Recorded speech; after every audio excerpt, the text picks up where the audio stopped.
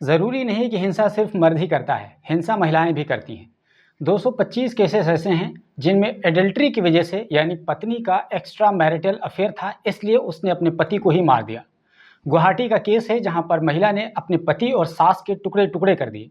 इसी तरह यूपी के गाजियाबाद में जहां एक महिला ने अपने पति का सर धड़ से अलग करके दूसरी जगह फेंक दिया।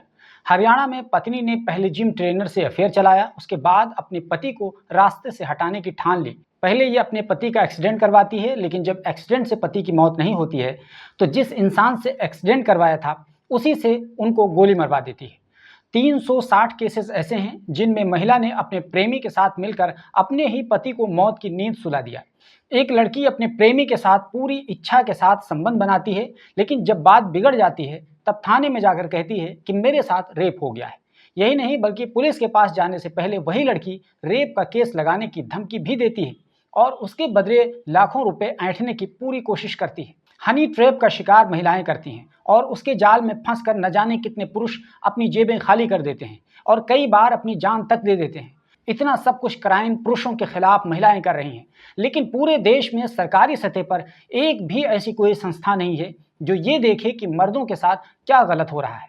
हर जगह महिलाओं को ही पीड़ित मान लिया जाता है और ये पहले ही से तय कर लिया जाता है कि अगर क्राइम हुआ है और महिला पुरुष दोनों आमने सामने हैं तो महिला पीड़ित है और पुरुष जालिम होगा। इसीलिए इस एकतरफा कानून के चलते एक संस्था का जन्म होता है जिसने पुरुषों को न्याय दिलाने का बेड़ा उठाया है। इस संस्था का नाम है एकम न्याय। ये दिल्ली बेस्ड एक संस्था है, गुरुग्राम में इसका ऑफिस है और उसकी हेड एक महिला है। उनका नाम है दीपिका नारायण भारद्वाज। दीपिका पेशे से एक पत्रकार हैं और समाज सेवा में भी लगातार एक्टिव रही हैं। दीपिका ने बीते 12 सालों से crime against men by women, यानी महिलाओं के द्वारा पुरुषों पर अत्याचार होने के केसेस पर काम करना शुरू किया और ऐसे पीड़ित पुरुषों को वो सहारा देती हैं जो महिलाओं से एकतरफा कानून की वजह से पीड़ित हैं, परेशान हैं। अभी हाल ही में दीपिका नारायण भारद्वाज ने एक फाइंडिंग पेश की है जिसमें आंकड़ों के साथ बताया गया है कि किस तरह महिलाओं से परेशान होकर पुरुषों ने आत्महत्याएं की हैं, अपनी जानें दी हैं। उससे पहले दीपिका ने एक डॉक्यूमेंट्री बनाई थी जिसमें दिखाया गया था कि किस तरह धारा 498 का गलत इस्तेमाल करके महिलाएं पुरुषों को अपनी जान देने पर मजबूर कर देती हैं। इस डॉक्यूमेंट्री का नाम था मार्टियर्स ऑफ मैरिज, यानी हिंदी में बोले तो शादी के शहीद लोग।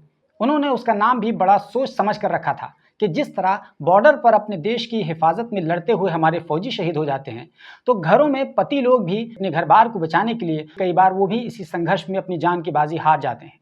इसीलिए उनको भी दीपिका ने शहीद का नाम दिया है और उन्हें मार्टियर्स ऑफ मैरिज कहा है, यानी शादी के कारण अपनी जान गंवाने वाले शहीद। उसके अलावा दीपिका भारद्वाज ने एक और डॉक्यूमेंट्री बनाई थी जिसका नाम रखा इंडिया सन। इस डॉक्यूमेंट्री में बहुत डिटेल के साथ पूरे आंकड़ों को बताते हुए दिखाया गया है कि किस तरह भारत में लड़कों को झूठे दहेज के केसेस में फंसा कर उनकी ज़िंदगी तबाह कर दी जाती है। और कानून कुछ ऐसा है इस देश में कि पुरुष को फंसा देना काफ़ी आसान है और महिलाएं इस दहेज वाले कानून का धड़ल्ले से खुलेआम इस्तेमाल कर रही हैं और सबकी आंखों पर पट्टी बंधी हुई है। इसलिए दीपिका भारद्वाज बताती हैं कि हमने जब इस तरह की चीज़ें देखी तो हमें लगा कि इस मामले में आवाज़ उठानी चाहिए, क्योंकि महिलाओं की हिफाजत और उनके अधिकारों के लिए नेशनल लेवल पर, स्टेट लेवल पर हर तरह का कमीशन बना हुआ है और कई संस्थाएं भी महिलाओं के लिए अपने स्तर पर काम करती हैं, उनके अधिकारों की रक्षा के लिए काम करती हैं। साथ ही महिलाओं के हित में हर सेगमेंट ऑफ लाइफ में कानून बनाए गए हैं और कई केसेस में तो ये कानून इतने ही एकतरफा होते हैं कि उनमें मर्दों को बुरी तरह नज़रअंदाज कर दिया गया है।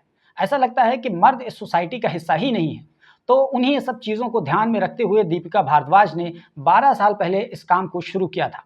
दीपिका भारद्वाज ने अभी हाल ही में जिस फाइंडिंग को पब्लिक डोमेन में रखा है उसमें ऐसी ऐसी बातें हैं कि उनको सुनने के बाद आपको भी महसूस होगा कि पुरुषों के अधिकारों की बात करना कितना ज़रूरी है। दीपिका ने अपनी इस रिपोर्ट में लिखा है कि साल 2023 में हमने गुवाहाटी का एक केस का खुलासा किया है जिसमें महिला ने अपने पति और अपने सास को टुकड़े टुकड़े कर दिए और उनको कई जगह पर जाकर फेंक दिया। ऐसा ही एक केस गाजियाबाद का है जहां पर सर धड़ से अलग कर दिया और उसको कहीं दूर ले जाकर फेंक दिया। तो दीपिका भारद्वाज बताती हैं कि इस तरह हम लोगों ने मीडिया रिपोर्ट के हवाले से लगभग 800 ऐसे केसेस डॉक्यूमेंट किए हैं साल 2023 में, जहां पर 306 केसेस में महिला ने अपने प्रेमी के साथ मिलकर अपने पति की हत्या कर दी और 517 ऐसे केसेस हैं जहां पर पुरुष ने आत्महत्या कर ली। या तो उसको प्रताड़ित किया जा रहा था या उसकी पत्नी का कहीं दूसरे मर्द से नाजायज संबंध था। या फिर उसके साथ घरेलू हिंसा हो रही थी, यानी कि उसको अपने सास ससुर और उसकी पत्नी द्वारा मारा पीटा जा रहा था। तो दीपिका भारद्वाज बताती हैं कि इस तरह पूरे भारत में 823 केसेस डॉक्यूमेंट किए गए हैं, ताकि समाज में जो एक धारणा बनी हुई है कि हिंसा केवल पुरुष ही करता है, वो धारणा बदले और समाज ये भी समझे कि महिलाएं भी हिंसा करती हैं। दीपिका बताती हैं कि हमने ये काम इसलिए किया कि जब हम देखते हैं कि नेशनल लेवल पर कोई भी ऐसा संस्था नहीं है जो ये देखे कि पुरुषों के साथ क्या हो रहा है। तो वो बताती हैं कि जितने भी कानून बनाए गए हैं, चाहे डोमेस्टिक वायलेंस का कानून हो या सेक्सुअल हैरेसमेंट का कानून हो या दूसरे और भी क्राइम के मामले हों, तो इसमें पुरुषों के बारे में कोई भी कानून नहीं बनाया गया है। तो जब कानून ही नहीं बना है तो ये पता कैसे चलेगा कि पुरुषों के साथ किस तरह की हिंसा हो रही है। दीपिका भारद्वाज ने एक बहुत ही इंटरेस्टिंग बात कही कि हमारे पास जो भी आंकड़े आते हैं वो नेशनल क्राइम रिकॉर्ड ब्यूरो के पास से आते हैं, और उन आंकड़ों में क्राइम अगेंस्ट मेन का कोई भी आंकड़ा नहीं होता है। और इसलिए नहीं होता है कि जब इस तरह का कोई कानून ही मर्दों के बारे में नहीं बनाया गया है तो आंकड़ा कहाँ से आएगा। लेकिन जो भी क्राइम का आंकड़ा निकल कर सामने आया है उससे ये अंदाज़ा लगाना आसान होगा कि मर्दों के साथ किस तरह की प्रताड़ना की जाती रही होगी। उन्होंने बताया कि साल 2022 में, जो कि लास्ट एनसीआरबी का डेटा है यानी नेशनल क्राइम रिकॉर्ड ब्यूरो, उसमें लगभग 1,22,000 मर्दों ने सुसाइड किया है और उनमें से लगभग 82,000 मर्द शादीशुदा थे। अब जो बाकी 40,000 बचे हैं उनका कोई दूसरा रीज़न रहा होगा। उनमें हनी ट्रैप का केस भी शामिल हो सकता है, और अगेन हनी ट्रैप में भी महिलाएं शामिल होती हैं और इसमें पुरुषों को उभार कर उनसे पैसा वसूला जाता है और पैसा ना देने पर उनके खिलाफ पुलिस में जाकर रेप केसेस में फंसा दिया जाता है। और कितने ही ऐसे लोग होते हैं जो समाज में बदनामी के डर से सुसाइड कर लेते हैं। तो उन 40,000 में न जाने कितने ऐसे लोग होंगे जो सेक्सटॉर्शन के कारण अपनी जान दे चुके होंगे। दीपिका बताती हैं कि 1,22,000 में से 5,500 पुरुष ऐसे थे जिन्होंने शादी से संबंधित इश्यूज़ के कारण सुसाइड किया, और लगभग 33,000 पुरुष ऐसे थे जिन्होंने फैमिली प्रॉब्लम की वजह से अपनी जान दे दी। तो दीपिका भारद्वाज ने बताया कि हमने इस रिपोर्ट में कई सारे अलग अलग कारण बताए हैं कि किन किन कारणों से पुरुषों की हत्या या आत्महत्या हुई है। वो बताती हैं कि हमारी फाइंडिंग में ये निकल कर सामने आया कि 800 में से 250 ऐसे केसेस थे जिनमें पुरुष की हत्या इसलिए कर दी गई कि उसकी बीवी का एक्स्ट्रा मैरिटल अफेयर चल रहा था और उसने अपने लवर के साथ मिलकर अपने पति को किनारे लगा दिया। और उसके अलावा 47 ऐसे केसेस थे जिसमें पुरुष ने अपनी पत्नी के एक्स्ट्रा मैरिटल अफेयर्स होने की वजह से आत्महत्या कर ली। उसके अलावा 235 ऐसे केसेस हैं जिनमें पुरुष को मानसिक रूप से प्रताड़ित किया गया और उससे तंग आकर पुरुष ने अपनी जान दे दी। और वो प्रताड़ना कई तरह की थी, जैसे कि बिना किसी कारण के महिला छोड़कर चली गई और उनको अपने बच्चे से दूर कर दिया, उनसे ज़बरदस्ती की गई कि वो अपने माता पिता से अलग हो जाएं, या उनको फाइनेंशियल टॉर्चर किया गया। इस तरह के कई सारे रीज़न से 235 पुरुषों ने अपनी जान दे दी। दीपिका बताती हैं कि उन 800 केसेस में सबसे ज़्यादा केसेस उत्तर प्रदेश से हैं। उनमें 145 केसेस उत्तर प्रदेश से हैं और वो आत्महत्या के केसेस हैं, और 54 मर्डर के केसेस हैं। उसके बाद जो टॉप स्टेट्स हैं इस तरह के क्राइम में, उनमें राजस्थान, मध्य प्रदेश, हरियाणा और पंजाब शामिल हैं। दीपिका आगे बताती हैं कि ये जो रिपोर्ट हमने तैयार की है वो छोटे छोटे आर्टिकल्स और अखबारों में छपी हुई खबरों के आधार पर हमने तैयार की है जो हमारे हाथों में आ सके, वरना आंकड़े उससे कहीं ज़्यादा हैं। खासकर लैंग्वेज बैरियर होने की वजह से साउथ स्टेट्स के केसेस को ज़्यादातर डॉक्यूमेंट करना संभव नहीं हो पाया, वरना यह आंकड़ा बहुत ज़्यादा चौंका देने वाला होता। और पुरुषों के बारे में जब कोई क्राइम होता है तो मीडिया इतनी अहमियत के साथ उसको रिपोर्ट भी नहीं करता। वहीं जब महिलाओं का केस होता है और इसमें महिला पीड़ित होती है तो ख़ास तौर से मीडिया खूब दिलचस्पी लेकर, चरखारे लेकर और उसको बहुत बड़े तरीके से, बहुत अच्छे से प्रोग्राम बना करके उसको दिखाता है, छापता है और अहमियत देता है। हालांकि जो रीजनल अखबार या चैनल्स होते हैं वो क्षेत्रीय लेवल पर इसको कवर करते हैं।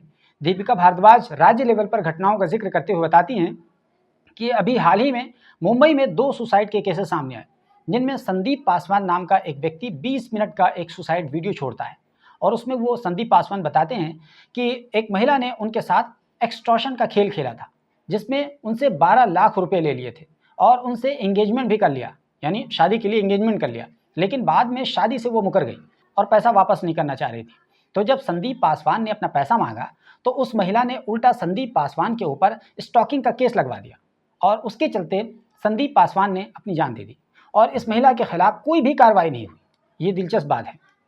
वहीं मुंबई के मुलुंड इलाके में एक और केस सामने आया, जहां एक 67 साल के एक बुजुर्ग व्यक्ति ने आत्महत्या कर ली, क्योंकि उन्हीं के सोसाइटी में रहने वाली एक महिला ने पार्किंग के इशू को लेकर उनके खिलाफ रेप के केसेस में उन्हें फंसा देने की धमकी दे रही थी। इसके अलावा दीपिका भारद्वाज ने हनी ट्रैप के बारे में बताया कि इस चक्कर में कई लोग न केवल अपनी जेब खाली करने पर मजबूर हो जाते हैं, बल्कि वो अपनी जान तक दे देते हैं। वैसे तो दोस्तों हनी ट्रैप के कई सारे तरीके हैं, हमने इस सिलसिले में कई सारे वीडियोस बना के रखा है, आप चाहें तो हमारे चैनल पर देख सकते हैं। हम 1-2 वीडियोस का लिंक डिस्क्रिप्शन बॉक्स में शेयर कर देंगे, आप वहां जाकर के आराम से देख लीजिएगा, तो आपको समझ में आ जाएगा कि हनी ट्रैप बेसिकली क्या होता है। बाकी दीपिका भारद्वाज ने एक नए किस्म के हनी ट्रैप का मामला बताया, जो हमारे लिए भी बिल्कुल वाकई में नया था। उन्होंने बताया कि ये कुछ 15-20 लड़कों का एक ग्रुप होता है और उसमें कई सारी लड़कियां शामिल होती हैं। उन लड़कियों को एक अच्छी सैलरी देने का वादा किया जाता है और बाज़ाब्ता एक पूरी टीम बनाई जाती है और डेटिंग ऐप से लड़कों को मिलने के लिए बुलाया जाता है लड़कियों के द्वारा।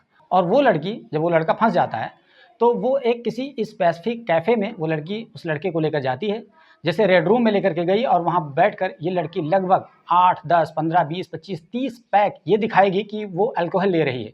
और अगर लड़का मना करेगा तो वो बहाना बनाएगी कि मेरा बर्थडे है, ये है, वो है। तो वो बैठे बिठाए वो हज़ारों रुपए का बिल बिठा देगी और ये सारा का सारा बिल उसी लड़के को देना होगा, क्योंकि ये लड़की जो है वो वहाँ से निकल जाती है, ये कहते हुए कि मुझे घर से इमरजेंसी कॉल आ रही है। और ये जो कैफ़े होता है वो उसमें शामिल होता है और बाद में वो पैसा सब मिल करके बाँटते हैं, खाते हैं। दीपिका बताती हैं कि हनी ट्रैप में आम लोगों से लेकर बहुत बड़े-बड़े लोग बुरे में फँस जाते हैं। कई इन्फ्लुएंसर फँसे हुए हैं, अधिकारी फँसे हुए हैं और इस जैसे केसेस में सहमति से पहले फिजिकल रिलेशंस बनते हैं और उसके बाद रेप के केसेस में फंसाने की धमकी दी जाती है और उसके नतीजे में लाखों करोड़ों रुपए की उगाही की शुरुआत हो जाती है। और जो फंसा हुआ व्यक्ति होता है वो ये सभी पैसे देने पर मजबूर हो जाता है और आगे किसी को वो बता भी नहीं सकता, क्योंकि आखिरकार उसके सम्मान का जो मसला है। उसके बाद जब दीपिका भारद्वाज से इस जेंडर बाइज समस्या का हल पूछा जाता है तो वो बताती हैं कि जिस तरह महिलाओं के लिए नेशनल लेवल पर कमीशन बना है, इसी तरह पुरुषों के लिए भी कमीशन बनाने की ज़रूरत है। वो बताती हैं कि अगर आज कोई महिलाओं के खिलाफ कोई आपत्तिजनक टिप्पणी कर दे तो नेशनल विमेन कमीशन तुरंत संज्ञान ले लेता है, मीडिया आवाज़ उठाने लगता है, कानून उसका साथ देता है और पुरुष को पकड़कर जेल में डाल दिया जाता है। लेकिन अगर पुरुष के साथ कुछ हो जाए तो पुरुष को यही नहीं पता कि वो जाएगा कहाँ और किससे अपनी फरियाद रखेगा, किससे अपना हाल दिल बयां करेगा, उसको कुछ पता ही नहीं है और कोई भी उसका हाल जानने के लिए तैयार भी नहीं है।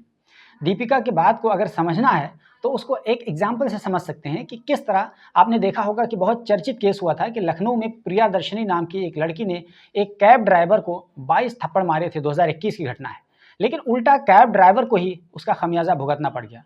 कैब ड्राइवर की जॉब चली गई, उसको थाने में हिरासत में रात भर रखा गया।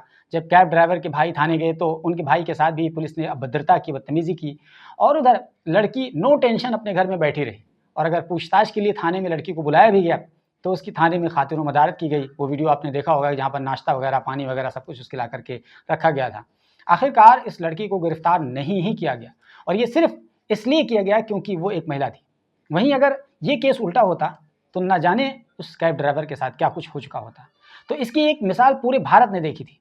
इसी तरह दीपिका बताती हैं कि ऐसे कई लोग हमारे पास आते हैं, वो बताते हैं कि पुलिस ने उनके साथ कैसा बर्ताव किया है। जब वो पुलिस थाने में किसी महिला के खिलाफ शिकायत करने जाते हैं तो पुलिस कहती है कि हम आपकी मदद नहीं कर सकते क्योंकि आपके लिए कोई कानून नहीं बना है, लेकिन अगर महिला आ गई तो हम आपके खिलाफ न केवल FIR दर्ज करेंगे बल्कि आपको जेल में भी डाल देंगे। हालांकि आपको बता दें कि इससे पहले एक याचिका सुप्रीम कोर्ट में लगाई गई थी कि मेन कमीशन भी बनाई जाए, तो सुप्रीम कोर्ट ने ये कहकर उसको रिजेक्ट कर दिया कि आप फ्यूचर में जो सुसाइड्स होंगे उसके लिए आप हेल्प मांग रहे हैं। हालांकि सुप्रीम कोर्ट के संज्ञान में भी ये होगा कि ये सुसाइड फ्यूचर में नहीं बल्कि अभी भी हो रहे हैं, लेकिन सुप्रीम कोर्ट से लेकर देश के किसी भी इदारे को पुरुषों के अधिकारों से कोई मतलब नहीं है। और दिलचस्प बात यह है कि ये जो कानून बन रहे हैं, बनाए जा रहे हैं महिलाओं के लिए पुरुषों के खिलाफ, वो पुरुष ही बना रहे हैं, यानी यूँ कह लीजिए कि अपने खिलाफ वो खुद ही बना रहे हैं कानून। ऐसे में दीपिका भारद्वाज ये अपील करती हैं कि एक ऐसी बॉडी बननी चाहिए जो ये देखे कि अगर पुरुषों के साथ कोई प्रताड़ना हो रही है तो उनको न्याय मिल सके, क्योंकि हर रोज़ ये खबरें सामने आ रही हैं कि महिलाएं पुरुषों को फंसा रही हैं, महिलाएं दहेज के झूठे केस में पुरुषों को फंसा रही हैं, महिलाएं रेप के झूठे केस में फंसा रही हैं, महिलाएं छेड़खानी के केस में फंसा रही हैं, महिलाएं घरेलू हिंसा के केस में फंसा रही हैं, महिलाएं ब्लैकमेलिंग के केस में फंसा रही हैं। हालांकि मैं इसका ये मतलब नहीं कहना चाहता हूँ कि ये सब कुछ जो कुछ भी केसेस हो रहे हैं वो हो नहीं रहे हैं। ये सब केसेस महिलाओं के खिलाफ ज़रूर हो रहे हैं, लेकिन उनमें अधिकतर केसेस झूठे होते हैं, ये भी एक सच्चाई है। और ये सब कुछ लोगों को पता होता है, महिला को भी पता होता है, लेकिन कानून कुछ ऐसा बना हुआ है कि मजबूरन महिलाओं को फेवर करना ही पड़ता है। और पुरुष हताश होकर या तो वो अपनी जान दे देता है या फिर समाज के लिए और भी ज़्यादा खतरनाक बन जाता है। ये एक ऐसी सच्चाई है जिसको हर कोई जानता है, महिला भी जानती है, पुरुष भी जानते हैं, समाज का हर वर्ग जानता है। लेकिन अगर कोई सच्ची बात कह देगा तो फ़ौरन उसको महिला विरोधी होने का ठप्पा लगा दिया जाएगा और ये वाला ठप्पा केवल महिलाएं नहीं लगाएंगे बल्कि पुरुष भी लगा देंगे, यानी हर वो व्यक्ति लगा देगा जो खुद पीड़ित होगा, वो भी ठप्पा लगाने से गुरेज नहीं करेगा। और सबसे हैरानी की बात यह है कि अब तक ना तो किसी स्टेट ने ये हिम्मत दिखाई है मेन कमीशन बनाने की, और ना ही केंद्र के स्तर पर कोई ऐसा कदम उठाया गया है। जबकि इतने बड़े देश में अगर एकतरफा कानून होगा और जेंडर बाइस कानून रहेगा तो ये कहने में कोई हिचक नहीं है कि हमारा समाज पैरालाइज समाज होगा, जिसका एक धड़ तो सही सलामत होगा और दूसरा धड़ कमज़ोर होगा। इसी तरह ऐसे कानून को भी पैरालाइज कानून कहा जा सकता है, ऐसे न्याय व्यवस्था को भी पैरालाइज न्याय व्यवस्था कहा जा सकता है।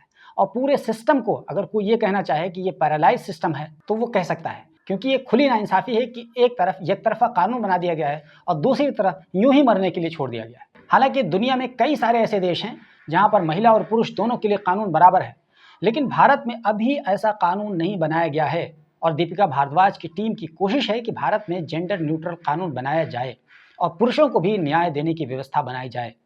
दोस्तों, खैर ये तो कोशिश जारी रहेगी एकम न्याय फाउंडेशन की, लेकिन मैं अंत में आप देखने वालों से पूछना चाहता हूं कि आप लोग इस मुद्दे पर क्या कहना चाहते हैं।